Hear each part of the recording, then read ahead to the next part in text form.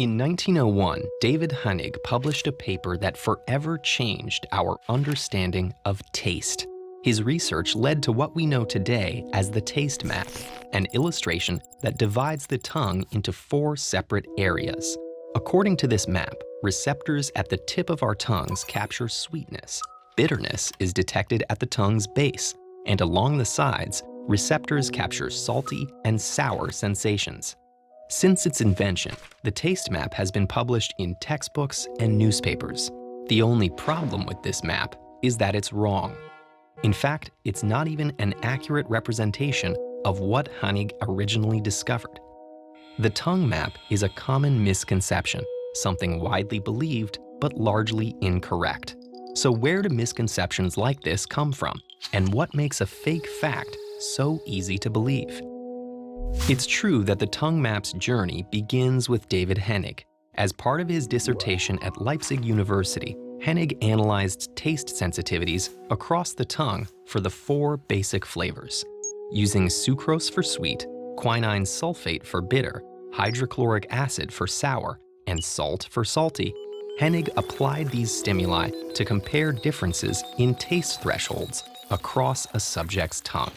He hoped to better understand the physiological mechanisms that affected these 4 flavors, and his data suggested that sensitivity for each taste did in fact vary across the tongue. The maximum sensation for sweet was located at the tongue's tip. Bitter flavors were strongest at the back, salt was strongest in this area, and sour at the middle of the tongue's sides. But Honig was careful to note that every sensation could also be tasted across the tongue, and that the areas he identified offered very small variations in intensity. Like so many misconceptions, the tongue map represents a distortion of its original source. However, the nature of that distortion can vary. Some misconceptions are comprised of disinformation, false information intentionally designed to mislead people. But many misconceptions, including the tongue map, center on misinformation, false or misleading information that results from unintentional inaccuracy. Misinformation is most often shaped by mistakes and human error, but the specific mistakes that lead to a misconception can be surprisingly varied. In the case of the tongue map, Honig's dissertation was written in German, meaning the paper could only be understood by readers fluent in German and well-versed in Honig's small corner of academia. This kicked off a game of telephone that reshaped Honig's research every time it was shared with outside parties. Less than a decade after his dissertation, newspapers were falsely insisting that experiments could prove sweetness was imperceptible on the back of the tongue. The second culprit behind the tongue map's spread were the images that Honig's work inspired. In 1912, a rough version of the map appeared in a newspaper article that cautiously described some of the mysteries behind taste and smell research.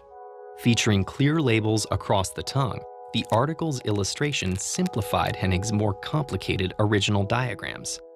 Variations of this approachable image became repeatedly cited, often without credit or nuanced consideration for Honig's work. Eventually, this image spread to textbooks and classrooms as a purported truth of how we experience taste. But perhaps the factor that most contributed to this misconception was its narrative simplicity.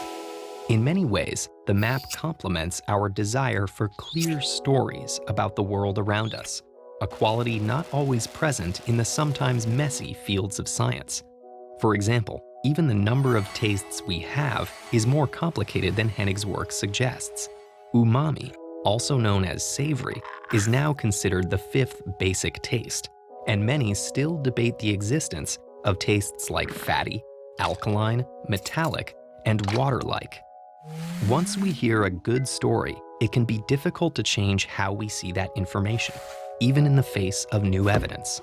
So, next time you see a convenient chart or read a surprising anecdote, try to maintain a healthy skepticism, because misconceptions can leave a bitter taste on every part of your tongue.